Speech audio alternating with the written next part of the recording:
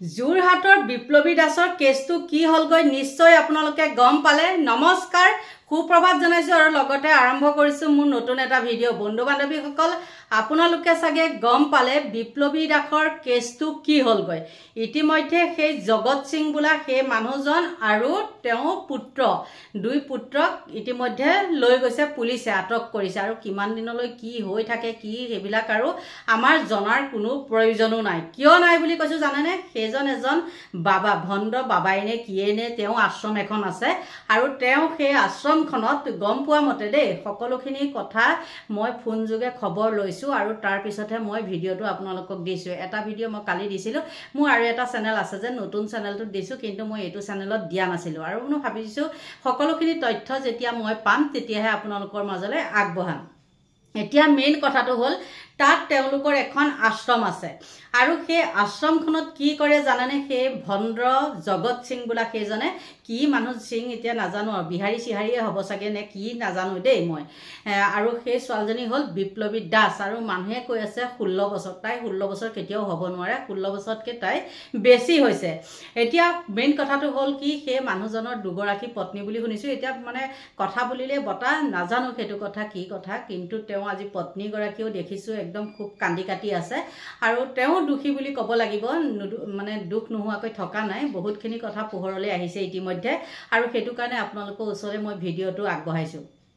Main কথাটো হ'ল কি, সেই বিপ্লৱী দাসে সেই মানুহজনক পালে কেনেকৈ আৰু পৰীক্ষা সময়ত বোলে কলম চলম হেৰি কৰি দিয়ে, মানে মানুহটোৱে বোলে জৰা ফুকা কৰি দিয়ে। সেই কলম চলম জৰা ফুকা কৰিবলৈ গৈ পেলাই সেই মানুহজনৰ লগত তেওঁ হৈছিল চিনাকি। আৰু চিনাকি জানিছোঁ আজিকালি সৰু বাচ্চাবিলাকৰ হাততো ফোন থাকে নহয়নে? আৰু তাইৰ হাততো, সেই বিপ্লৱী দাসৰ হাততো ফোন নথকাকৈ চাগে থকা নাই। আৰু তেওঁ ফোনটো ইমানেই সৰু ছোৱালী নে যে কলেজত পঢ়া ছোৱালী এজনীয়ে একো গমেই নাপায়। আৰু তেনেকৈ তেওঁ এগৰাকী প্ৰেমিক আছিলে আৰু সেই প্ৰেমিকজনকো ইতিমধ্যে গ্ৰেপ্তাৰ কৰিছে। গ্ৰেপ্তাৰ কৰিছে কিয়? সেই প্ৰেমিকজনক তেওঁ মানে হেৰি কৰিছিলে, মানে কি বুলি কয়, এৰা এৰি হৈছিলে আৰু আজিকালি কি কয় ইংলিছত ব্ৰেকআপ কয় নহয় জানো? মোৰ এই কথাটো কওঁতে হাঁহি উঠিছে, আপোনালোকে ভুল নুবুজিব। কাৰণ কি জানে, কিছুমান কথা মানে কিছুমান ল'ৰা ছোৱালী মৃত্যু হ'লে মানে সুখ লাগে আৰু কিছুমান ল'ৰা ছোৱালী মৃত্যু হ'লে সুখ নালাগে। এতিয়া কথাটো মেইন কথাটো হ'ল কি, যেতিয়া নেকি এজনী ছোৱালী গৰ্ভধাৰণ কৰিছে আৰু সেই গৰ্ভধাৰণ কৰোঁতে তাই হ'ল 7 মাহ আৰু সেই 7 মাহে যেতিয়া নেকি ঘৰত এজনী গাভৰু ছোৱালী থকা যায়, তেতিয়া নিজৰ মাক দেউতাকৰ বা ককায়েকহঁতৰো এটা দায়িত্ব থাকে। ককায়েকহঁতৰ কথাটো বাদ দিছোঁ বাৰু, ককায়েকহঁতে এইবিলাক আৰু চাই চিন্তি হেৰি কৰি নাথাকে নহয় জানো? গতিকে বাপেকৰ কথাও বাদ দিছোঁ, মাতৃগৰাকী চাব লাগিব যে নিজৰ সন্তানটো, নিজৰ ছোৱালীজনীৰ কথা চাব লাগিব। কিন্তু সেই তেওঁ 7 মাহ হৈছে তথাপিও গম নাপায়। আৰু গমটো সকলোৱেতো গম পায়, 5 মাহৰ পৰাই মানুহৰ কেনেকুৱা এটা মানে পৰিৱৰ্তন হয় নহয়নে? আৰু তেওঁলোকে গম নাপায়। চাওক কেনেকুৱা তেওঁলোকৰ মানুহ। আৰু ইমানখিনি যদি জানিছিলে বা সেই ছোৱালীজনী যদি তেনেকুৱা আছিলেই, তেন্তে হ'লে তেওঁলোকে সেই মানুহ ঘৰৰ লগত যোগাযোগ কৰিব লাগিছিলে। সেই বৃদ্ধজনটো লম্পট, সেইটোৰ কথাটো বাদেই দিছোঁ। আৰু সেই লম্পট মানে আশ্ৰমখনত হেনো বহুত গণ্যমান্য ব্যক্তিও যায়। আৰু কি হয়, অন্ধবিশ্বাস, মানুহে কয় যে এই অন্ধবিশ্বাস বুলি যদি জানয়েই, তহঁত গৈ মৰ কিয়? তহঁতে যদি নপঢ়া নুশুনা কৰি পেলাই তহঁতে পৰীক্ষা সময়ত কলমটো জাৰিবলৈ যাওঁ, তহঁতে কি পাছ কৰিবি নেকি? আৰু তহঁতে অন্ধবিশ্বাস বুলি মানুহক আহিবলৈ যাওঁ আৰু তহঁতে অন্ধবিশ্বাসৰ বলি হ। আৰু ঠিক তেনেকৈ অন্ধবিশ্বাসৰ বলি হৈছিলে এই বিপ্লৱী দাস নামৰ ছোৱালীজনীও। আৰু তেওঁ পৰীক্ষা সময়ত এটা কলম লৈ গৈছিলে। মই এটা গোটেইখিনি মানে মই পাইছোঁ দেই, গোটেইখিনি লৈ লৈছোঁ তথ্য, তাৰপিছতহে মই আপোনালোকক কৈছোঁ, আপোনালোকে ভুল নুবুজিব কথাখিনি কওঁতে।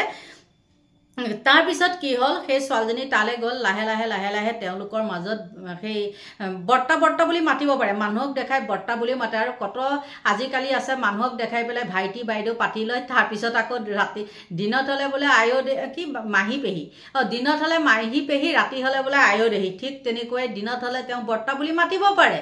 পিতৃ বয়সৰ মানুহটো বা পিতৃতকৈ হয়তো সেই মানুহজন ডাঙৰো হ'ব পাৰে, সেইটো কোনো হেৰি নাই। কিন্তু তেওঁলোকৰ ইমান এদিনতেই তেনেকুৱা হৈছিল নে, ইয়াতো বহুত ৰহস্য আহে। আৰু প্ৰায় বোলে সেই ছোৱালীজনী তাত যায় বুলি শুনিছোঁ, নাজানো আৰু কিমান দূৰ সঁচা নাজানো, কিন্তু মই তাৰ পৰাই পোৱা কিছুমান কথাৰ ভিত্তিতহে কৈছোঁ আৰু মই নিউজতো পাইছোঁ, আপোনালোকেও চাগে পাইছে।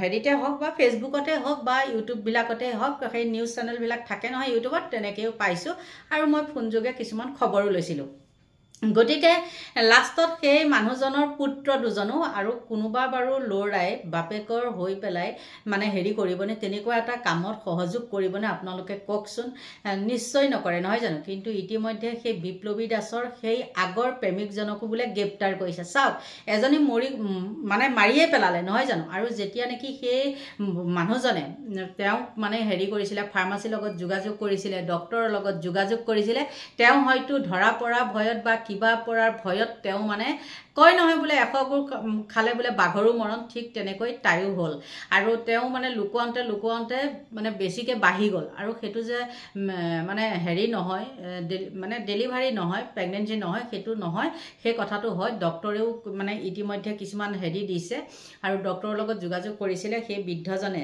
কিবা জগত সিং নে কি সেই বৃদ্ধজনেও মানে ডক্টৰৰ লগত যোগাযোগ কৰিছিল বা ল'ৰাকিজনেও লাষ্টত কৰিছিলে বুলি কৈছে আৰু ওচৰ চুবুৰীয়া মানুহেতো গম পায়েই সঁচা কথাটো ক'ব লাগিব কেতিয়াও ওচৰ চুবুৰীয়া মানুহে ভালটো কেতিয়াও নকয় কিন্তু প্ৰায় সংখ্যক মানুহে বেয়াটোৱে ক'ব আৰু কিছু লোকেহে ভালটো ক'ব গতিকে সেই মানুহজনেও সেই কাবাৰ মাটি কিবা দখল কৰি সেইখন আশ্ৰম কৰিছিলে আৰু তেওঁ হয়তো ডাঙৰ মানুহৰ হেৰি পাইছিলে মানে ছাঁ পাইছিলে বৰগছৰ ছাঁ পাইছিলে বৰগছৰ তলত মানুহে জিৰণি লয় যে বৰগছৰ ছাল পাইছিলে তেওঁ এলাপেচা গছৰ তলত কিন্তু জিৰণি লোৱা নাছিলে সেই জগত সিং বোলা সেই মানুহজনে আৰু শেষত কি কৰিলে যেতিয়া ছোৱালীজনীক বোলে মানে তেওঁ ডক্টৰ তালৈ লগ ধৰি আছিলে ডক্টৰ তাত নগ'ল বা ফাৰ্মাচীৰ পৰাও কোনো দৰৱ পাতি নাখালে তেতিয়াই তেওঁলোকে মানে সেই বৃদ্ধজনে কৈছে আৰু যে তেওঁ সেইটো কাম কৰিবলৈ বাধ্য হ'ল তেওঁ কথা নুশুনাৰ কাৰণে গতিকে এতিয়া আপোনালোকে কওকচোন সেই অকল বৃদ্ধজনৰ গাতে দুখ বৃদ্ধজনটো লম্পট